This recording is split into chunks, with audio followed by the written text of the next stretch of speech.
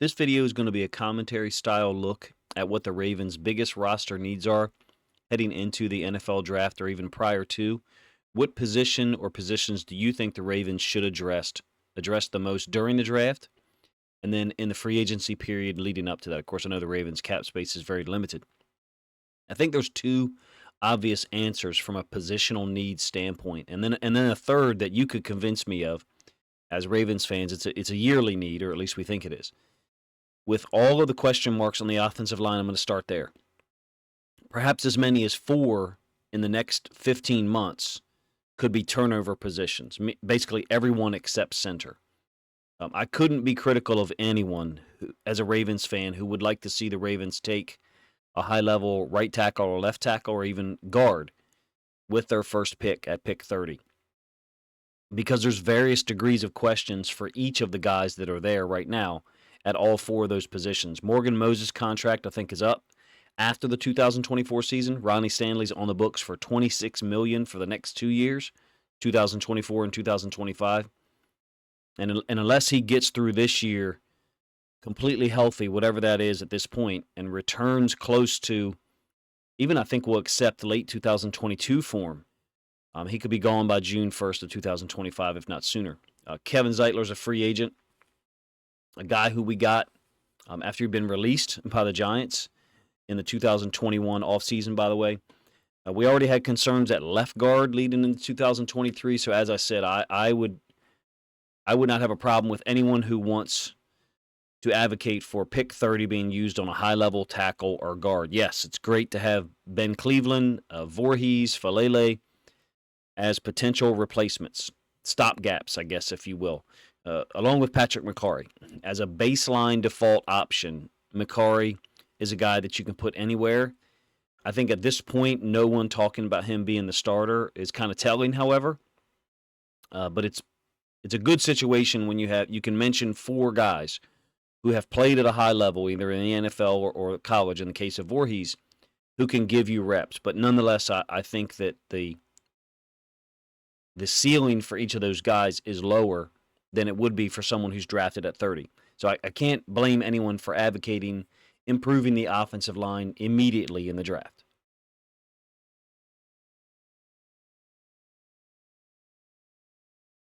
Similarly, with the departures of Clowney and Van Noy, pretty much a certainty, I guess, at this point. And the injury recovery, again, of David Ojabo.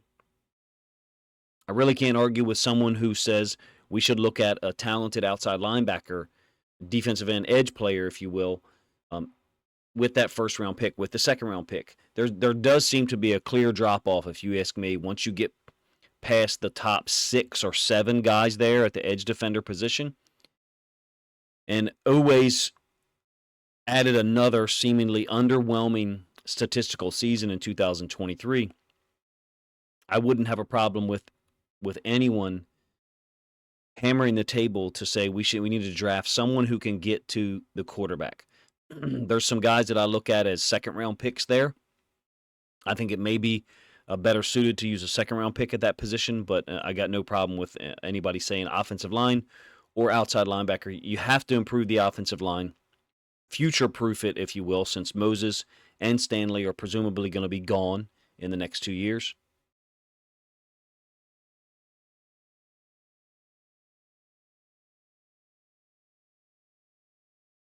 The one thing you'd like to see us get done there at offensive line and edge defenders is become more athletic. Clowney and Van Noy were able to get a lot of things done. Clowney still retains a lot of his athleticism. Obviously, it would be a wonderful situation to be able to bring one of those guys back, kind of be the position that we solidify pre-draft. I'll explain that a little bit more later. I think the Ravens have got to add depth at least one position prior to the draft.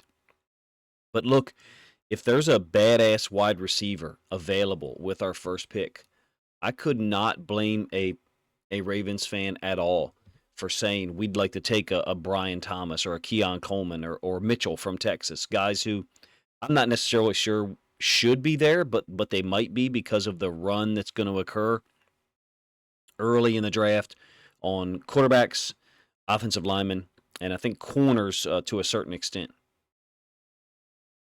The one thing to think about in terms of receivers, who's drafting right after us, and you certainly don't draft to stash players or I guess keep them away from the Chiefs roster. But if a Brian Thomas or a Keon Coleman or someone is there, when we go to pick, we have to keep in mind that the Chiefs are drafting 2 picks after us.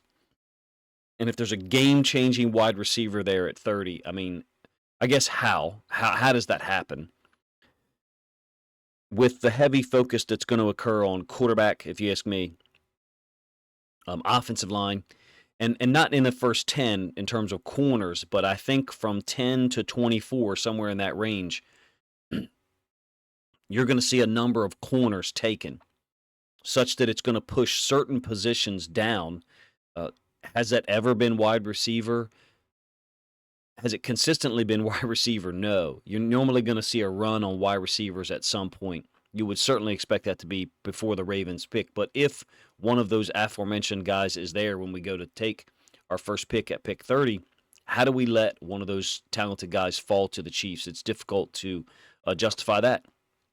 I do wonder if it's possible that a real top 15 type talent receiver is going to fall into the 20s.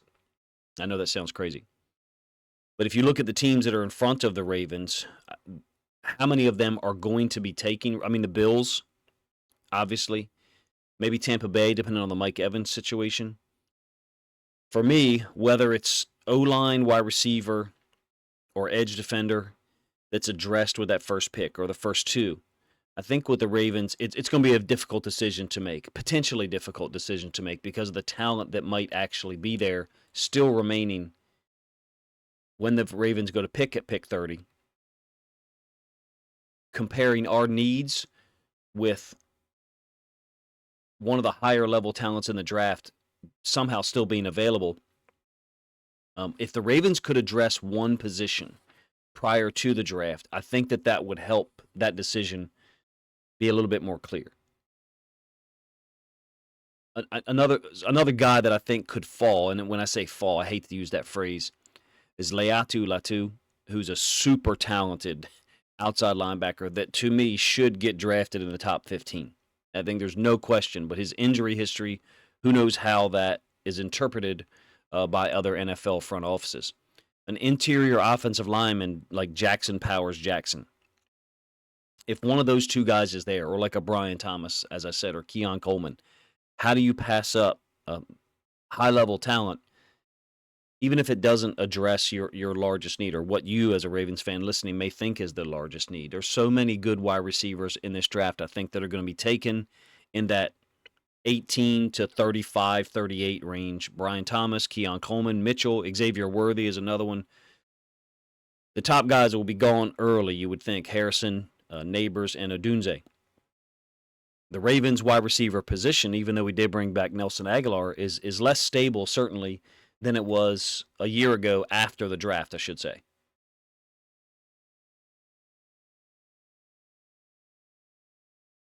Presumably no OBJ. Bateman will get more reps. Good. There's always an injury concern there, as there should be. Having re-signed Aguilar, that's a safe, reliable player that we brought in. He's very multiple. He's also very good at something that no one else on the roster does to the level that he does, and that's the slot fade. Aguilar is the guy for the slot fade on our roster. The Zay Flowers situation being resolved at this point is an amazing development for the Ravens, because imagine if you had to go into the draft with real uncertainty there, if he had been charged or if they were still going through that process, which would have been an insane amount of time to have that process not be at least move on to step 2 or step 3. With it being resolved now, it makes pick 1 or round 1, pick 30, be something that the Ravens can use on anything, but they certainly don't have to use on a receiver. If Zay Flowers was unavailable or God forbid had been released at that point, then round 1, pick 30 would have clearly been a wide receiver, just to improve the talent level with, like I said, OBJ being gone and Bateman's rookie contract running out after this season.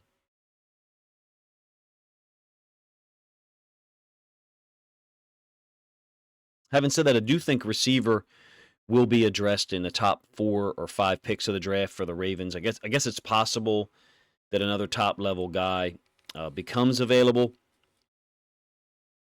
there by round 2. I think with the amount of money that we don't have, because it's going to be tied up on the tag with Madubuike, there just aren't too many low-cost veteran wide receivers who can give you what Aguilar did. He was a steal. Is it going to be possible to find someone else who can give us 35 to 40 catches on 70% plus catch percentage, who's willing to take less? I think he signed for $3.28 million. And willing to not play consistently, but yet when we throw him in the game, he's reliable and can produce for us. As you can see, I think in his stats for the season, he had 3 separate games where he had 5 catches on 5 targets. Maybe the third one was 4 catches on 4 targets. So look, there's a lot of restructures or cuts that can help out with addressing a position pre-draft. I think they've got to address one. And however they free up money, the Ravens need to do so. I think it's pretty obvious. If they're going to try to reload the roster to anything close to what we had last year in 2023, addressing outside linebacker, D-end would be fantastic. Edge player would be fantastic. Because then pick 30 in round 1 becomes a little bit more clear, offensive line or wide receiver. Corner, if we could bring back a guy like Darby, who I thought was solid in 2023, very similar to Aguilar from the standpoint of he went certain weeks and would play less than 10 snaps, and then all of a sudden 3 weeks in a row he'd play 100% of the snaps, and you didn't notice him really struggling athletically to keep up with high-level wide receivers. He can play. When he was called upon, he gave us starter-level reps, I thought, for most of the game. Having a guy like Aguilar on the offensive side at receiver, to me, is equivalent to bringing back a guy like Darby. It'd be amazing if we could bring Darby and or Van Noy back, because the Madubuike tag, which we assume is going to happen at this point, is going to make it tough to work around more than 1 or maybe 2 positions. In a weird way, there's a theory that I had that I've expressed to a couple of people. I think the rounds 3 and 4 picks for the Ravens are almost more imperative than rounds 1 and 2 that we get high-level talent. And it sounds paradoxical. What I mean is rounds 1 and 2 might be the more reliable, and I don't like to use this phrase, lower ceiling guys, meaning a known quantity, someone who can contribute early, but perhaps isn't superstar level. That sounds crazy for you to say round 1 and 2 would be those guys versus round 3 and 4. I think rounds 3 and 4 might be where the Ravens reach for talent. We had 3 picks in the top 93, figuring out a way to address O-line, outside linebacker / D-end, and along with wide receiver and possibly running back. I think the value for running back is going to be there with the 3rd round pick. I have no idea who those guys will be, obviously, because there's not even many running backs projected to be taken in the first 100 picks. So there could be value at running back there in the 4th round, and certainly look at what the Ravens did last year, bringing in an undrafted free agent like Keaton Mitchell, who I think adds an element that no one else does on this roster. A healthy Keaton Mitchell right now would be an absolute game changer for the Ravens offense, because he's someone that you can give the ball to on any location on the field, and potentially he could score. Now, how will he return to that level of threat after the injury? No idea. It would be great if we could, for him to see him return to that level of talent so he could make a whole lot of money in his career, but obviously for the Ravens offense. I'm not sure that the 3rd round pick is something the Ravens are actually going to use on a running back, because there's, at least for most of the mock draft simulators that I've seen, there's only 4 or maybe 5 running backs even taken in the top 120 picks. So the Ravens would certainly be justified in passing off that need, if you agree that it is one, until the 4th or 5th round. I will say that some of these guys, that if they're available late in the 2nd round, it'll be tough for multiple teams to pass on them. Jonathan Brooks from Texas. I really do like Trey Benson from Florida State. I know he didn't have a ton of yards this year, but his yards per carry is fantastic. The value of 3rd round corners, I think, is also very real in this draft. I'm going to mention 3 guys. I've watched film of 2 of them. Kalen Carson from Wake Forest, Cam Hart from Notre Dame, who I think is extremely underrated at this point, and then Josh Newton from TCU. I personally don't have as much of a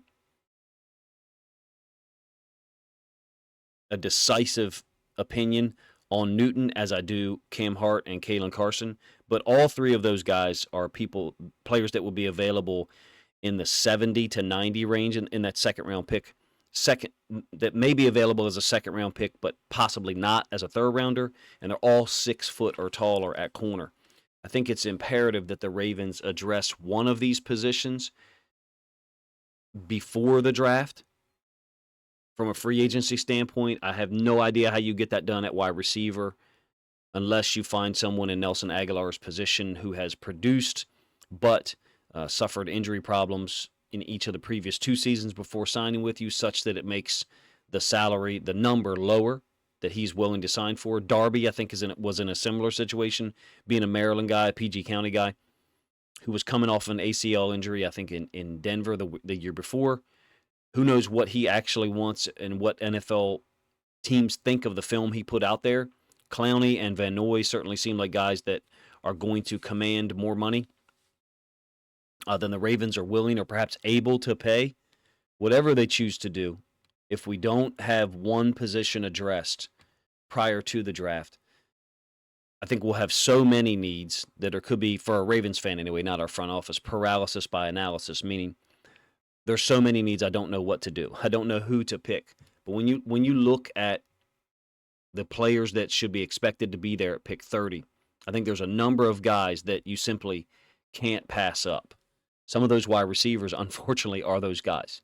And if we were able to address a position prior to the draft in some manner, then it would at least free us up to grab a high-level player if he's available and not let him fall to the Chiefs, who we know at some point we're going to have to beat in the playoffs if we want to get to a Super Bowl. Appreciate you guys' time, man. If you think other Ravens fans would enjoy this commentary / projection of what might be there, then please consider sharing a link to this video out on social media.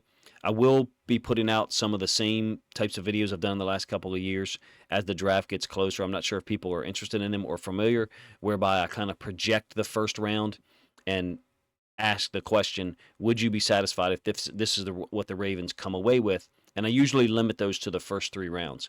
I'll have the videos done where there's pictures of 3 players as a group that the Ravens select, first, second, and third round. Do a couple of questions I've been asked on Twitter that I guess I'll address here. Not that everyone will want to listen to them, so I saved it till the end. Do you see the Ravens trading up in the first round? No. But nothing would surprise me if there's a particular player that a team wants. I do think that with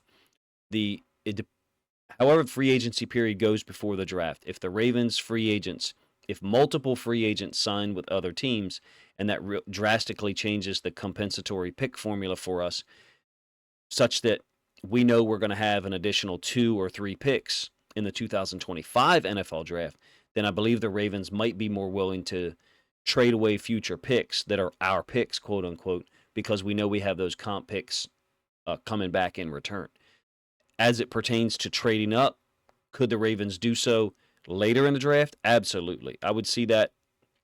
In my mind, I see that as a higher percentage chance of occurring as opposed to trading up in the first round. And what I mean is trading back into the second round or early mid-third round if there's a guy we want to take who we suspect will not be there with pick 93. Appreciate you guys' time. If you had other questions or observations based on the Ravens draft situation, cap situation, and or free agents, possible free agents, low-cost free agents, because that's really all we can afford at this point, then go ahead and drop a comment after the video posts up. And once again, if you think other Ravens fans would enjoy this content, this first look at what the Ravens might do in the 2024 NFL Draft, then please consider grabbing a link to this video, sharing it out on social media to help this video get more reach.